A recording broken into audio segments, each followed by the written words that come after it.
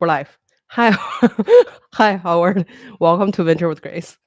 Hello, Grace. So nice to finally get to chat with you. Big fan of the Okay. show. Oh, thank you so much. Oh my God. Cliff is.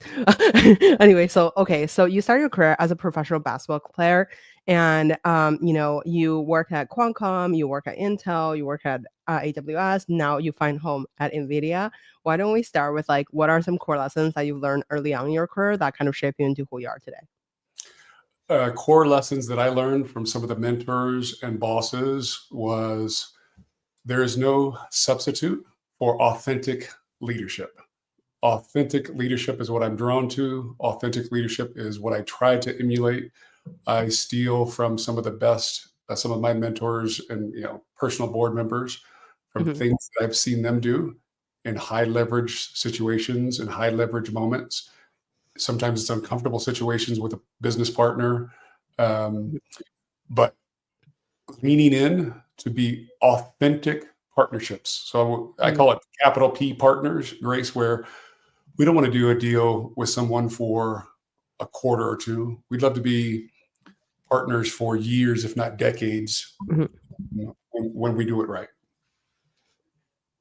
For sure. I love that. Okay, so speaking of authentic leadership, can you give us some like tips that on like maybe what are some like tactics that you would implement in your leadership style that you kind of, implement into your day to day to be an authentic leader? So, one I learned from some of my mentors is to be fully engaged and Mhm. an active listener when someone is talking to you. That Mm, sounds ridiculous. I know, Grace, but we all have mhm, some form of um, attention problem. mhm, When someone is presenting their hard work or framework of a partnership, it's really important, especially now with all the other uh, notifications going off in our world, mhm, to be completely engaged and listening to what they have to say. That's one thing I've noticed.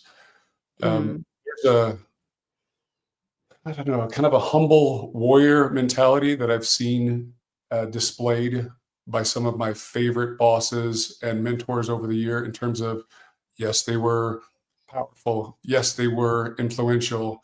Yes, they were responsible for millions or billions of dollars of growth or revenue, but they often treated the janitor and the CEO mhm, with the same level of human dignity and respect. I think I'm gravitated to folks that don't float in on their title, mhm. but are kind humans and that are always trying to find the best for both partnerships. So I've been lucky to have a seat at the table to witness some very cool moments in, high tech and semiconductor and cloud and everything else. Mm. I wonder, since you mentioned about like, some of the leaders that you admire or like people in your life that are role models for you, I guess like who is on your personal board of advisors? Yeah. And yeah. uh, This is going to sound like a humble brag, so please don't take it this way. I have no idea why these folks continue to be associated with me. But if I go back to my early days at Qualcomm, it's really Paul Jacobs, who was the CEO, Peggy Johnson, who was his right hand person for all those years. I was there for 14 years, understood and grew up inside that leadership team. mm, I was lucky enough to be recruited to Intel, where I got to work with Aisha Evans from Zoox.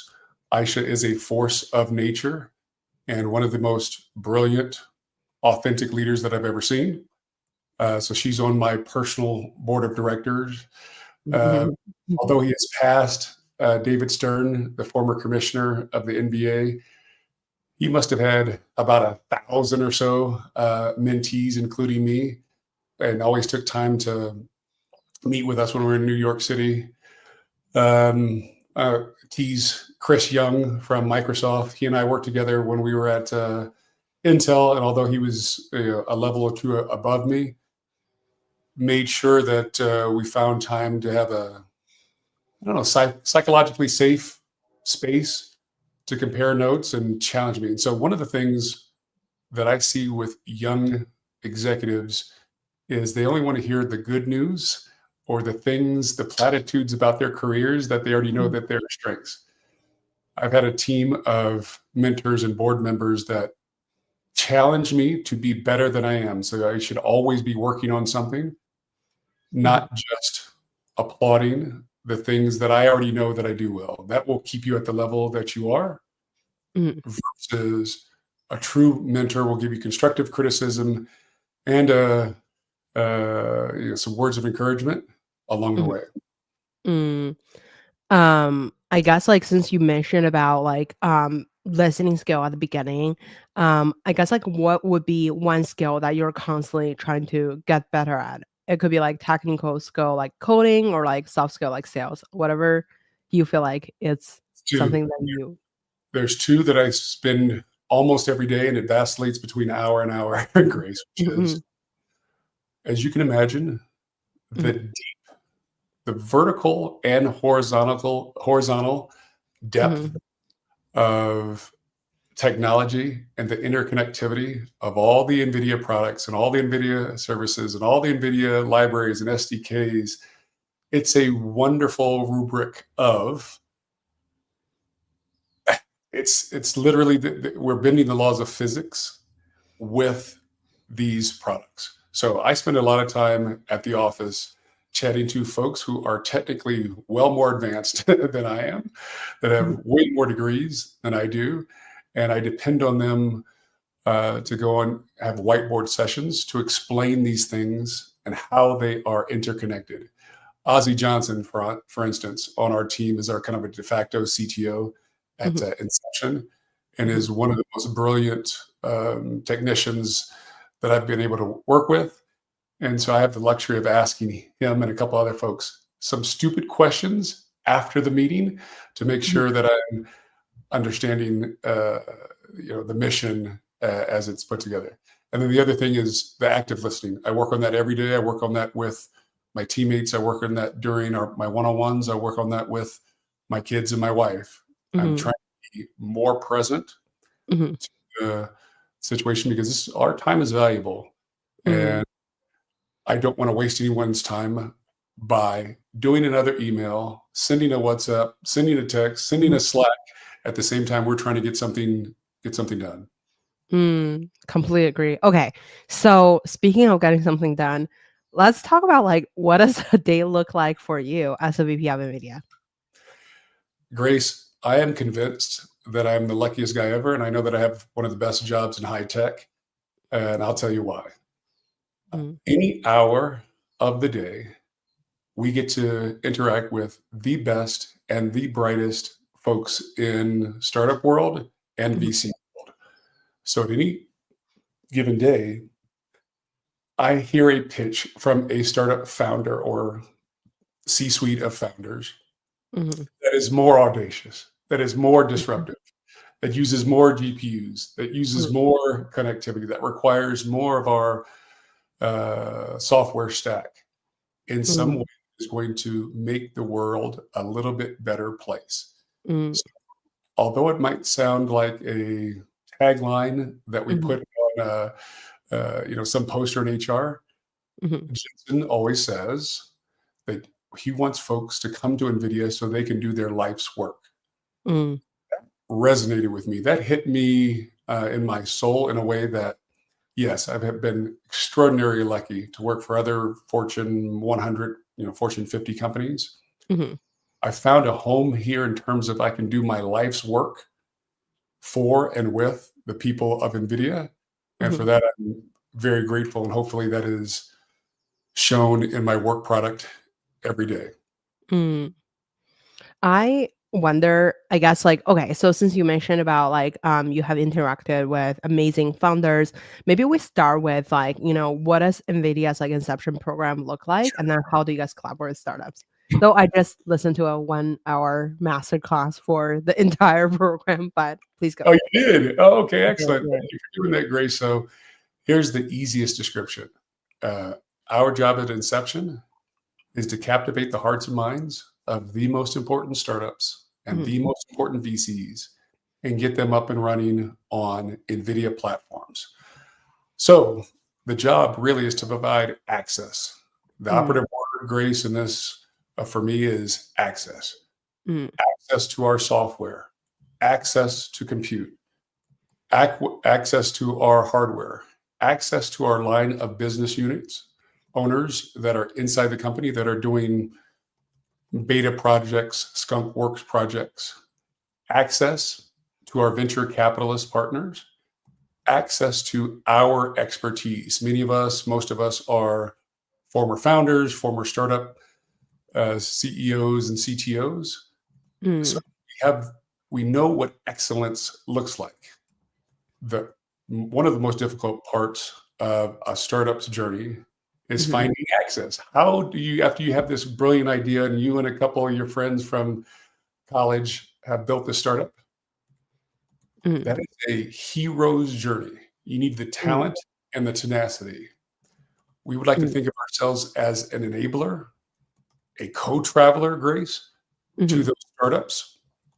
And we have um, quite a few assets to provide that can be and will be accretive to that startup mission. Mm.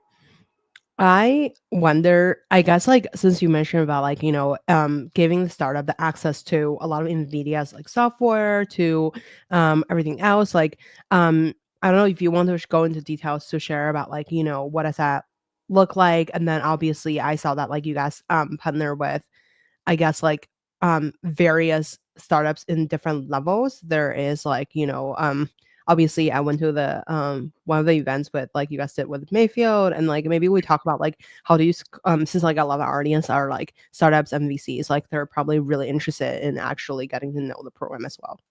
Sure. So one of the things that Jensen often says is that Mhm. we're one of the AI companies that works with every other AI company. Mm, Now, it might sound cliche, but this is capital P partnership. mhm, Partnership with the VCs, partnerships with the accelerators, partnerships with academia and research institutions, partnerships with sovereign nations as they mhm, deploy sovereign AI and data centers all over the world. At the nexus of all those different things, Grace, mhm, is our little old team called Inception. And what we'd like to do is make sure that we're making connections to and from. Since you mentioned it, not every startup is at the same level of maturity. Some of the startups need pre-seed money. They need a rich aunt or a rich uncle that's going to, mhm, find a way to write them $100,000 check. Other folks come to us via our partners from Sand Hill Road, mhm, which one of the VCs is writing $100 million check in a Series A or Series B round, and they, the VC, want to make sure that their startup is taking advantage of all of the digital gifts that Inception provides. So we'd like to think of it in our highest form. We increase the probability of success for the startup. And we'd love to see folks come from those proverbial 7 kids in a garage mhm, to a unicorn. We help them with their product market fit or their funding. They become a unicorn and they move up the stack. We mhm, get to say, hey, we knew them when, Grace. mhm. And so that's one of the things that is most fulfilling about the job. For sure. Okay, so since you are interacting with so many interesting startups, I guess, like, I mean, I also saw on the Nvidia website about, like, a lot of, like, initiative that you guys are doing with different kind of, like, there's, like, with Microsoft, with, like, Japanese startups, and it's like there's a various different kind of initiatives. Why don't we talk about, like, what are something that you find exciting? Oh my God, I literally did not know that we have so many comments right now. Hi, Daniel. Hi, Ariel.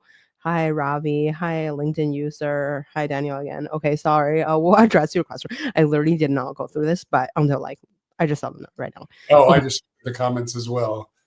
Okay. Okay, Maybe we start with the initiatives, and then we can, talk about expertise in the comments. sure. Uh, AI partner that works with every other AI partner. Got it. Mhm, So we have active partnerships with multiple CSPs. Mm, My former colleagues at AWS mhm, and my successor, John Jones, and I are still good friends, and we work quite well together in terms of AWS for startups mhm, multiplied by inception, mm, Microsoft for startups multiplied by inception, GCP multiplied by inception. Think of a better together story. I would like mhm, to dissuade anybody from thinking that if you join Inception, you cannot join another startup program. It is quite the opposite. mhm, There's a there's a stacking of benefits that one mm, startup can receive by mm, doing that. So that's one of the opportunities working with the CSPs.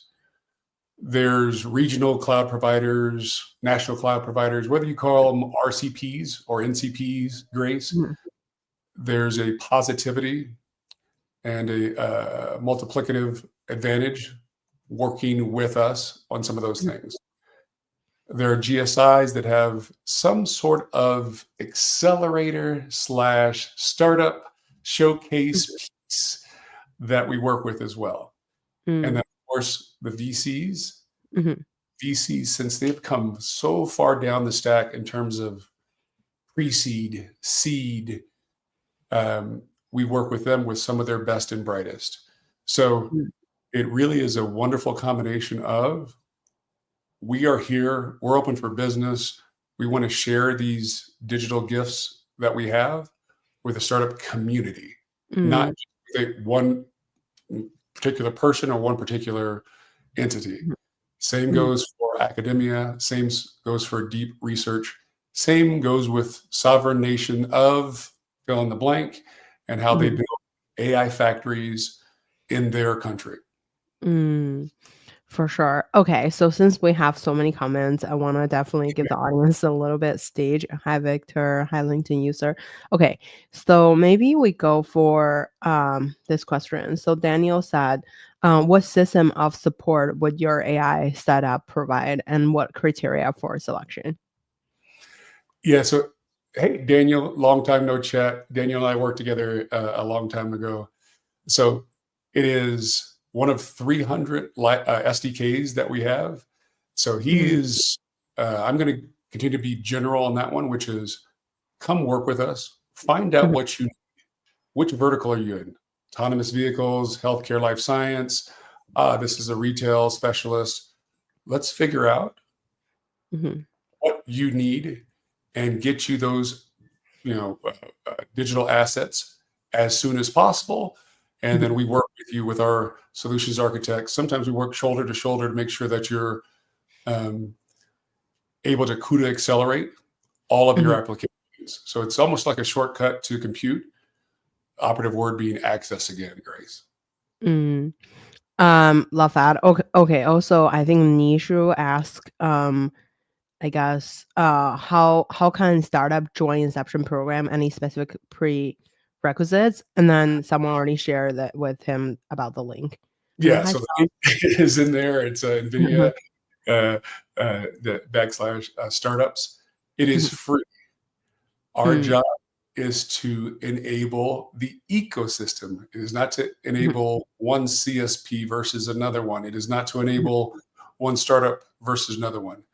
It is to shortcut, mhm, hopefully decrease the time to liquidity, time to market, time to mhm, product for startups who are being disruptive and are being um, mhm, great tenants mm, of startup ecosystem.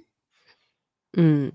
I love that. Okay, so I wanna ask, like, okay, so since, like, a lot of the startup founders that are listening, I guess, like, what's your secret to attract the best AI startups or startups in general? Oh, we don't have any secret. We democratize access to compute Mhm, for all startups. mhm, And come one, come all, the big ones, the small ones, the one in between. We want to make sure that I don't take we don't take ourselves seriously, but we take this mhm, work very seriously on behalf of Jensen and mhm, Nvidia shareholders, which is mhm, access to compute. And dare I say, Grace, access to access itself mhm. is something that we humbly and eagerly and enthusiastically provide every day. Mm.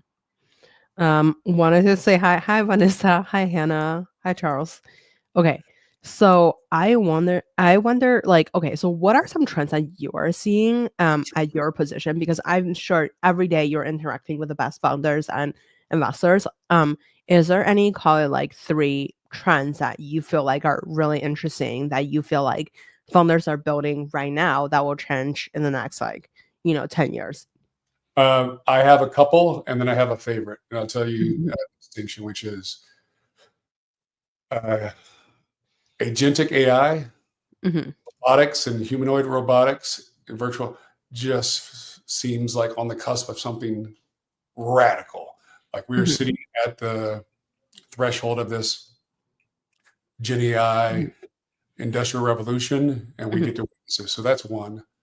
mhm, The work being done for autonomous vehicles mhm, around the world. And again, all the ones and all the zeros that have to be pumped north and south mhm, for this to work and make us all a little bit better and little bit safer on mhm, the road and in our transit.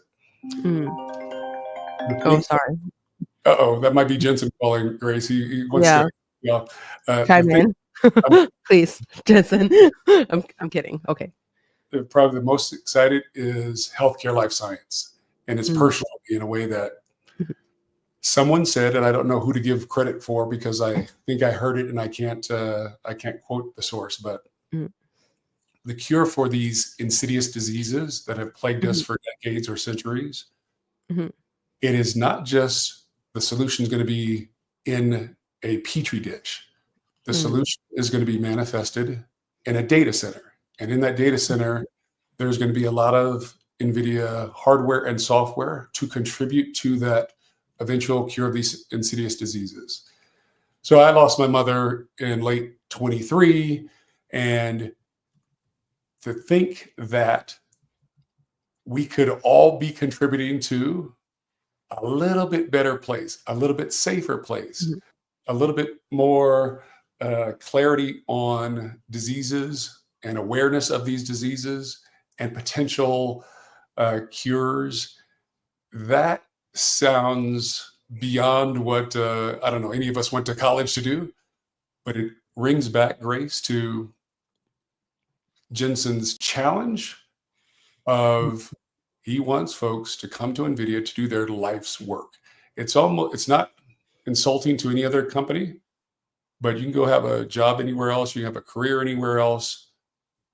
There's a higher calling here in terms of solving the mhm, world's hardest problems. mhm, If it's not hard to solve, then somebody else is going to do it.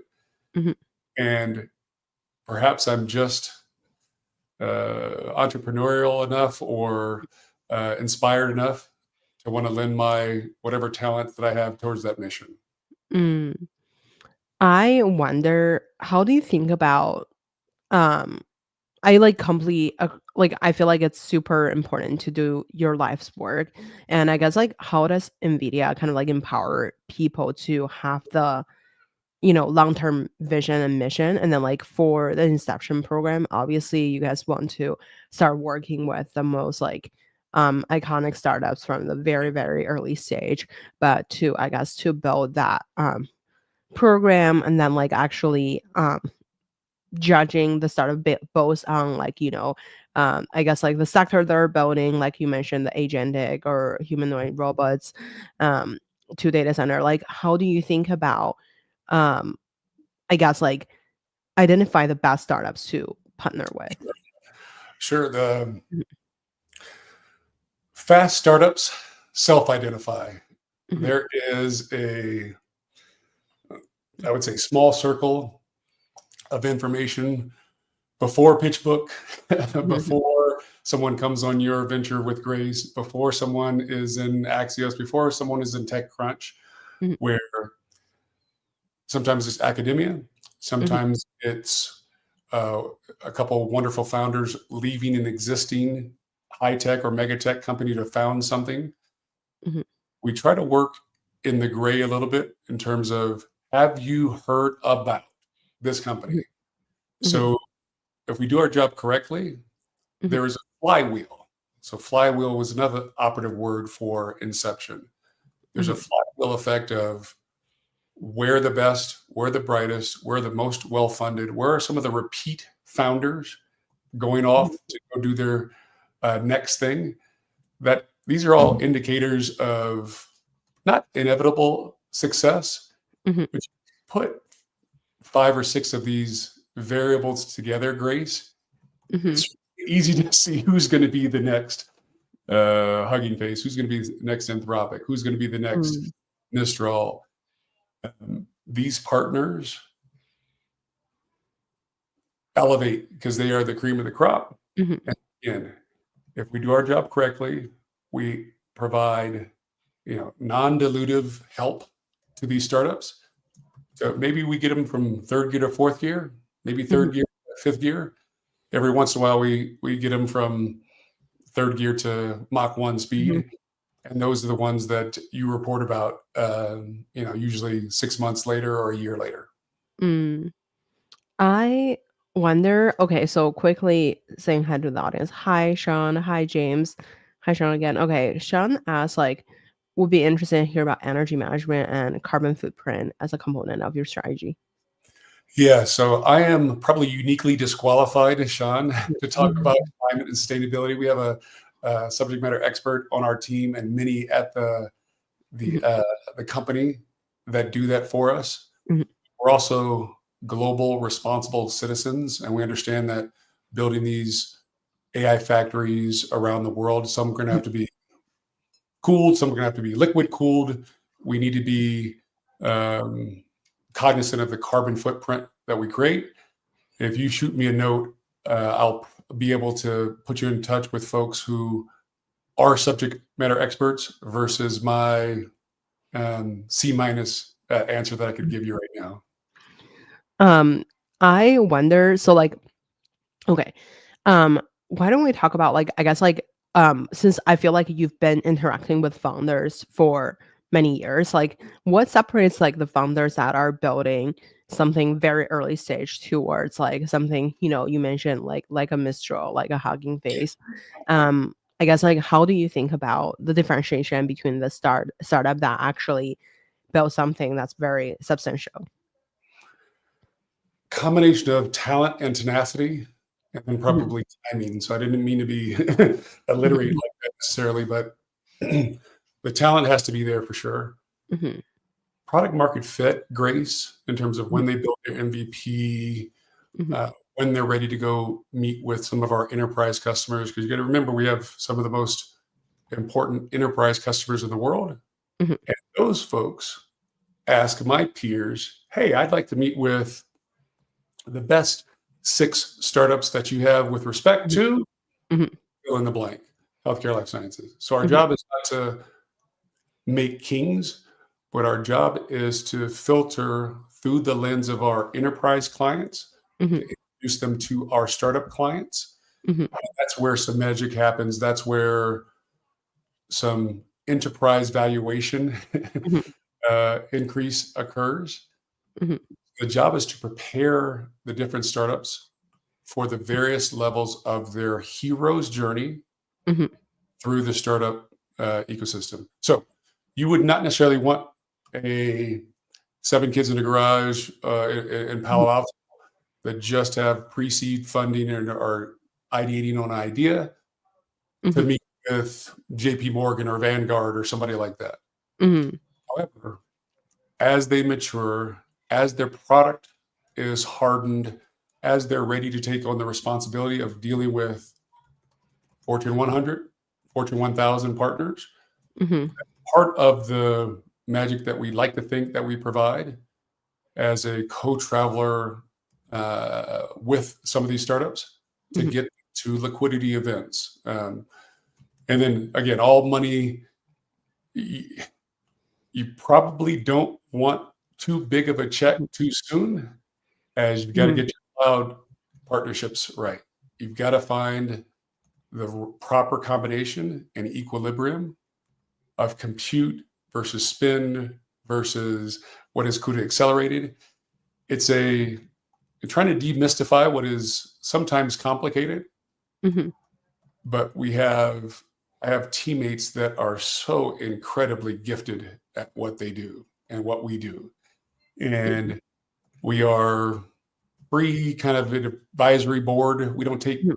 physical board seats, but we're free kind of advisory board co-travelers with our startups. That's what we intend to be in the highest version of ourselves.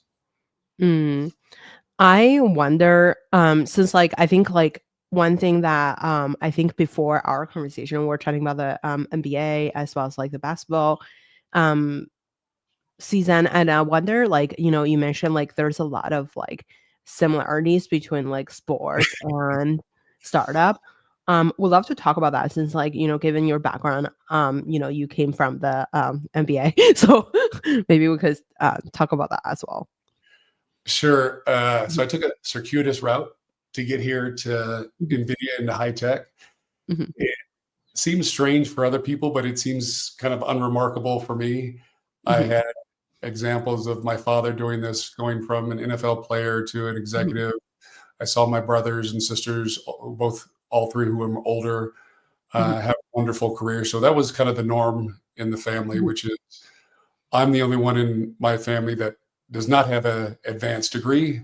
mhm, So they tease me at the family reunions that I am the quote unquote black sheep of the mhm, family because I don't have my didn't get my master's. I mm, say that to be self-deprecating, of course, but I mhm, always thought about basketball as a passport, not a mm, destination. mm, Basketball was something that I did. It was not who I was. So mm, I had the chance to meet Julius Irving and some of my mhm, uh, idols when I mhm, was 10, 11, 12. I was a ball boy for the old San Diego Clippers. mhm, And my prayer was I just want to play in the NBA one day. I mhm, just take off my sweats and I just want to go in the game and maybe get a rebound and maybe get a basket. And I was lucky enough to fulfill that dream because I was focused and lucky. Um, the job, perhaps my dream should have been have one of these LeBron James careers, but I did not have the physical attributes to do that. So as basketball ended, it was serendipity. It was Peggy Johnson from who now is at Agility Robotics and Paul Jacobs, who now is at Global Star. We're running Qualcomm. They took a chance on me 25 years ago that they certainly didn't have to take, Grace. My resume said, mhm, uh, went to Stanford, has a degree in qualitative economics, and I will work my ass off for you, Peggy, Paul. And years later, I saw Paul this weekend at the NBA All Star because he's a mhm, owner um, Sacramento Kings, mhm, and I see him once or twice a year. He's been a reference for multiple jobs, and I give him a hug, and he teases me. He was like, "Well, it hasn't really paid off quite yet, but you still have a chance." So he's mhm, Cal with multiple degrees, including a PhD, and so mhm, there's this wonderful Cal versus Stanford rivalry. But again, basketball was a passport to, not mm. a final destination for me. Even when I, signed my letter of intent when I was 17 years old. Wow, oh my god. I really like what you said about, like, it's a passport to the next, Yeah, I guess, like, journey of your career. Okay, yeah, I have a question, and this is so off the record off track, but, like, okay, so you entered tech as like a BD, right? So like how did you started your career? Because like you were at Qualcomm for like 13 years, and how do you kind of like start your BD career early on? Were sure. you the guy who goes to like every single event to like source deals for the company, or like were you the cold calling guy, or like what was your how do you identify what's your unfair advantage to like kind of like create uh the BD track record for yourself, basically. Okay, sure. So I was a junior flunky in charge of absolutely nothing at Mhm, Qualcomm at the time. mhm, I'd like to say that I had some superpower, but it's just hard work. mm, And one of the superpowers were, again, the mentors that I had at Qualcomm and still consider dear friends to this day, Mhm. giving me guidance along the way. But I'd like to get in the office earlier before folks. I was not afraid to stay later on projects. I was not afraid to learn. One of my dearest friends, who was basically our CTO at Qualcomm for many years, Matt Grob, I used to take him to lunch or coffee a couple times a month, say, hey, Matt, I think I understood what Paul was talking about with received diversity or Mhm. some other algorithm as it relates to CDMA or LTE. Mhm. Can I buy you a cup of coffee and can I ask you 3 questions about? And because Matt Grob is one of my favorite kind of humans that I've ever met, Mhm. he would spend hours with me, giving me the equivalent of a master's in electrical engineering, and then sometimes chemical engineering, sometimes mechanical engineering. And the more you seek and more you humble yourself, the Mhm. more this information is in the ether. And then eventually the tumblers start tumbling, and then you start to Mhm. understand, this is how all the magic works over these airwaves, or this is how the magic works inside this wafer to turn it into a piece of Mhm. silicon to be put into a phone or a product Mhm. that goes, or a data center that goes out.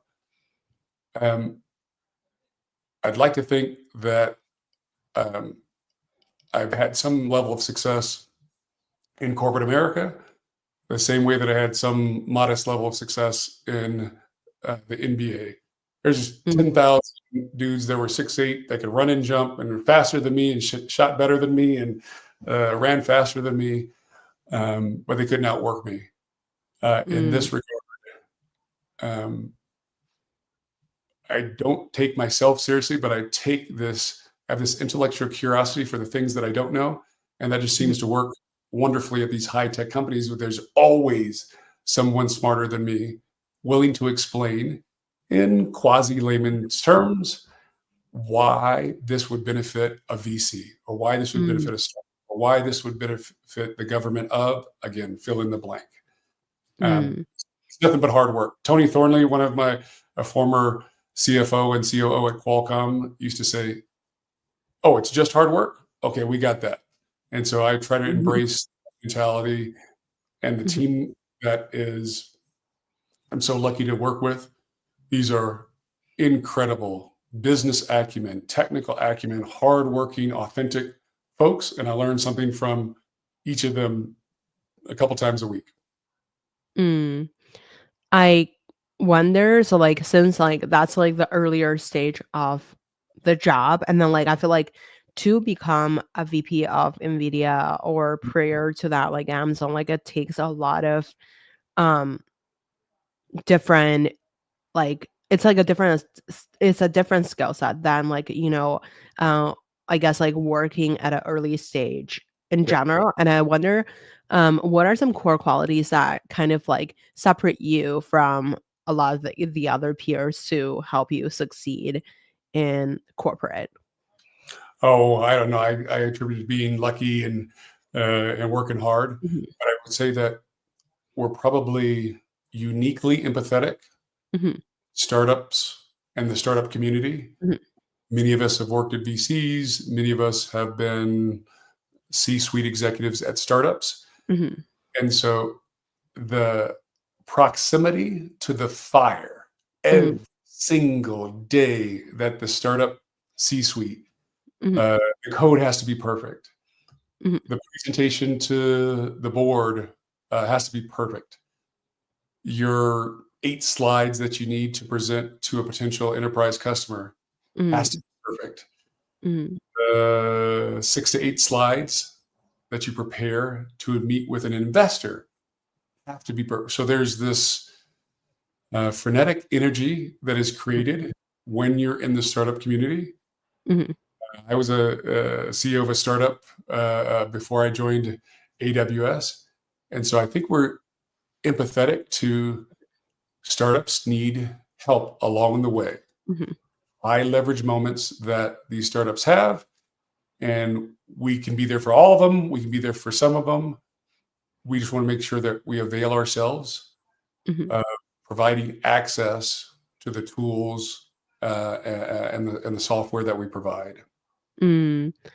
I completely agree with you on like being with like the proximity of a startup, like seeing the founders really just like the day-to-day grind, I guess, is like very important. And I wonder, so like since you guys work with various different set of startups, like from the agentic startups to deep tech to slash like robotics to other like data center or like related other startups, and then I wonder um like since you also work with a lot of investors, like how are you um I guess what are some like key characteristic that I feel like you think the investors were separating the good ones versus like the great ones?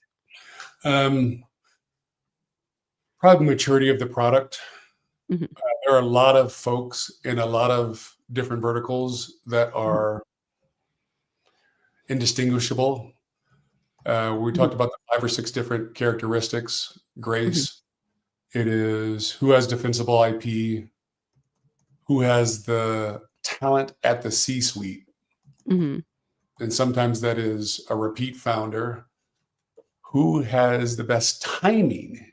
You mhm, don't want to be too early, but you cannot be too late mhm, unless you're a that's so there's some variables that contribute, but I wish I knew. In terms mhm, of VCs, we get to work with them. There's a couple common things, but when you pull all those things together, put them on a whiteboard, you start to go to a smaller, I don't know, concentric circle of a mhm, handful of things. And then that gives mhm, you an idea of, okay, well, boom, they're ready to disrupt or disintermediate this high margin business. They're ready to mhm, fold in strategy for another big Fortune 100, I'm making it up, supply chain company, mhm, or because of their protein folding algorithm, they would be a great candidate to work with, fill in the blank. I mhm, wish there was some magic schematic that we could share with folks and say, hey, if you do this, you will be guaranteed to have success in the startup community.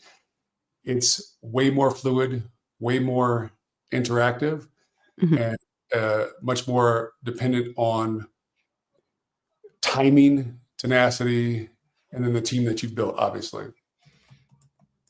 3T, timing, tenacity, and team.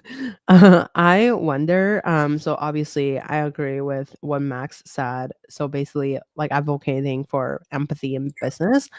I wonder when you were thinking about like the investors, like so, I'm sure you work with many big time investor like the tier one top funds, as well as like I mean, I guess like there's a lot of rising emerging managers Yes. in different spaces. Like I wonder how do you think about that what are something that differentiates like or helps like a small fund succeed?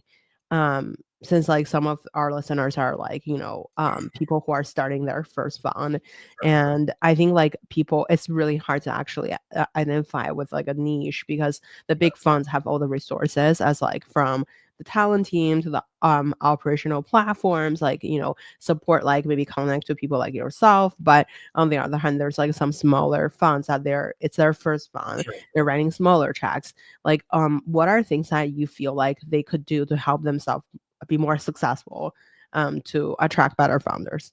Sure. So what we try to do, Grace, is lean in, Mhm, do a portfolio review mhm, with all of our VCA, mhm, VC Alliance partners. That's part of our inception program. mhm, Now, depending on the number that you have, maybe not all of them need access to the tools that NVIDIA provides, but most are. And so we try mhm, to um, operationalize which portcos need which support at what time, and we do it that way. mhm, In addition to working with mhm, all the VCs and sovereign wealth funds and super angels and CVCs, we also have internally 2 vehicles inside of NVIDIA that mhm, provide quite a bit of access to capital as well. Mm, Access being the operative word. In Ventures is led by Sid, and he has investments in typical software, SaaS plays, things that are adjacent or approximate to Nvidia's businesses. mhm, Michelle runs corporate business development, kind of M&A stuff. He writes bigger checks as it relates to infrastructure, mhm, partners that will help accelerate our business. mhm, So I am not the important person, but I have access to people who are important, whether it be the VCs on Sand Hill Road, whether it be Sid, whether it be Vishal, whether it be some of these angel funds that might be more apt to take a risk because the founder went to the same university that the GP went to. mhm, All of that as we try to pull in, and once we do a portfolio review, mhm. then we can figure out which ingredients to help them with at the time. So it's not a one size fits all, but we like to think that we democratize access to compute, we democratize access to hardware and software. And if you let us be as bold to say we want to democratize access to access itself. Mm. I love that. I like that you mentioned about like, there's like different people in charge of different things, but on the other hand, like I feel like you want to support the startup at where it's at, Mhm. to like democratize like the access instead of only when you're at a certain stage you can think of this quickly saying hi to hi menu, hi Sky. Are you the most popular guest of all time? I feel like you have so many like fans basically. Um, I wonder when you're thinking about like, since like I feel like you have encountered so many founders and investors, Yeah. if what would be your advice for the people who are either starting a company today or starting a fund today? So let's go with starting a company today.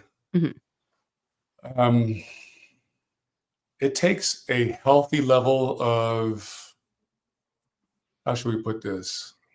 Let's call it healthy arrogance, mhm, Grace. mhm, It's not irrational exuberance, mhm, but it takes healthy arrogance to believe that you and a couple of the buddies that you put together at whatever college you went to mhm, are going to change the world and then become a unicorn or a unicorn.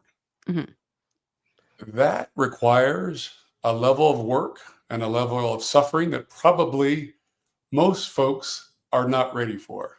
mm, It is a constant, full-time job, and you're traveling a lot, and you're, eating bad airplane food to be in front of these customers and potential enterprise partners. So gird yourself, get ready for the journey. If it was easy, anybody could do it. mhm, Because it's hard, you have chosen to do it, and therefore we applaud you again as the enabler. That's mm, one thing. Second thing is, don't reinvent the wheel. mm, Get access to cloud compute, get access to libraries, get access from the YCs and the Techstars and the CSPs and our inception program. Have some co-travelers with you that are invested in your success beyond an equity position in your success. mhm, Um, so 1 and 3 become the same. Then you have to believe that this is your higher calling. You have to believe that this is destined, and then have the dexterity, or maybe even the ambidexterity, Grace, to pivot. We see a lot of startups that start as one thing in mhm, their pre-seed. They mature into something else as their seed or as their A is approaching, and they pivot significantly. Some of the same algorithms, some of the same founders, but they identify a niche or a vertical that is underserved, and they capitalize on that. So mm, on the startup side is get ready for the ride of your life. mhm, On the VC side, I don't know if I'm in position to tell folks who have billions of dollars of assets under management, how they could or No, should no, I run think the you are because you're working with so many top startups, like, they have to be amazing to, like, even, like, come to Nvidia to, like, work on these things, right? So I'm sure, like, you have very amount of, like, hands-on experience to interacting with the top yeah, founders yeah, and at this position. So, like, so would love to hear your thoughts on, like, either the sectors that will be successful or like you've encountered with these startups, like what are things that they need but like most investors are like not paying attention to, but or like let's say if you are like I'm sure you have interacted with a lot of like very well funded startup, but like what are things that people don't even know since you work with them on a daily basis. yeah. Probably on the VC side, Hmm. um, my observation is the ones that are predestined to be unicorns, Hmm. almost everybody finds out about them within the same couple weeks, in the same Hmm. month, maybe days, is those founders go up and down Sand Hill Road and they meet with the folks in New York or they fly somewhere else and there's a buzz about them. Mm. I'd like to think that we also do is find some hidden gems for Mhm. some of the VCs. Now there's over 20,000 startups that are in our inception program. And we Mhm. have a Capital Connect program where VCs can look into which startups are doing what for us. And startups can look at as to which VCs have specialization in which vertical. So the bringing forth a jewel that it was about to be unearthed anyway, Mhm. but sometimes it's a call from someone on Sand Hill Road saying, "Hey, Howard, we need your team to work with," versus other times it's us calling them to say, "Have you heard about Grace.ai? Because they are fantastic and they're going to raise, and here's what they're doing, and we're working with them as part of a line of business with one of our beta projects inside Capital in Nvidia." Mm. That sitting at the epicenter of that is a gift that we do not take for granted, Mhm. and is we get to see the morning newspaper a few days before it hits the sands. How about that? Totally. Okay. So I wonder, so like I have like another three question for you. One is like on fundraising strategy. Since like a lot of the inception program people are probably just actively fundraising, like you mentioned about go down Sand Hill Road, creating FOMO because they have like keep iterating on their products. So I guess like how do you think about like if you are working at a startup today as a founder, co-founder, what would be your suggestion for your startup to come up with like the fundraising strategy? Yeah. So have your fundraising Mhm. match the maturity of the growth Mhm. of your MVP, or where you Mhm. find product market fit. Mm. Don't try to raise $100 million at Seed. just past seed. There are folks that can do this, and there are folks that are poster children for Mhm. success that are incredibly talented. Most of us laymen have to do this in proper sequence with a Mhm. proper intentionality so that you protect the equity that you're trying to build as a founder for Mhm. your board and for your VCs, etc. Mm. It does not happen overnight, Mhm. or very rarely do you walk into one person's office and ask for a check with lots of commas and lots of zeros and get that, and then you're done, and then you just go off and build and iterate on your project. Mm. Be prepared to hear the word no. Be Mhm. prepared to be able to defend your thesis, Mhm. defend your business model, defend your mission in a way that's going to be testing. So you got to, again, prepare yourself for the battle of this journey. It's a hero's journey. It's not Mhm. for everybody, but the ones that punch through that we see it's just so inspiring to be a part of their success. Mm. For sure. Okay, what does a normal tech stack look like for agentic startup versus the deep tech slash robotic startups? Yeah, that varies quite a bit. Folks can use some of our stack. Mhm. Folks can use all of our stack. Mhm. Folks can use some of our SDKs. Folks can use multiple SDKs. There is no one size fits all on this. And I want to make sure that I'm very clear is that there is no shortcut to InVentures or to corporate BD for Nvidia as well. It is not a prerequisite that you be part of Inception. It's not a prerequisite that you're using any of our stack from Nvidia. I want to make sure there's a perfect separation of church and state so that I don't get in trouble. It just so happens that folks test lots of different hardware, lots of different software, lots of different spines in their clusters and their clouds. Mhm. And we want to make sure that we're providing the things that we have access to. But Mm. none of this is a prerequisite of being inside Inception Mhm. or getting access to our wonderful extended engineering teams. Mm. Totally. Okay.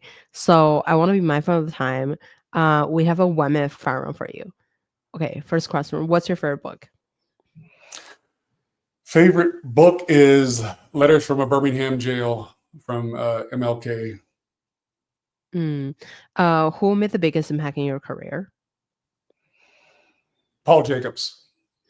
Who would you invite to your dinner party? When I invite to a dinner party, is this dead or alive, Grace? It's your party. Yeah. Martin, Malcolm, Obama, and the fourth would probably be Jackie Robinson. Mm. Where can we find you outside of work? Where can you find me where? Outside of work. Oh, outside of work, I am playing with my kids. I'm chasing my kids around or running errands for my wife, but spending time with the family. And that's what I love to do on the weekends. Mm. Someone asked me over DM, what does working with Jensen look like? Yeah, I have a fair amount of engagement with Jensen. Mhm. He's one of the most inspirational leaders that I've ever met. Mhm. I am leaning into and trying to listen and learn from him every day. A few of the tidbits that I've shared today are kind of Jensen isms. And Jensen. the, the one which is, I'll repeat for the last time, sorry to be repetitive, but I have found my place. One can do his or her life's work here, Mhm. and that is inspiring Mhm. and challenging. It challenges me to be a better version of myself Mhm. for my teammates, for my boss, Mhm. for the startup ecosystem. So can Mm. try to continue to improve on all those aspects. Mm. Any final words for the future of AI? I think we're just getting started. I know Wow. that there is this convergence of tech and across all the verticals. So it used to be one vertical would get changed in some industrial revolution. Mhm. Now it really feels like Gen AI is going to be horizontal across Mhm. all these different verticals, and new business models and new partnerships and new alliances are going to be formed. Mm. And fortune favors the brave and the bold.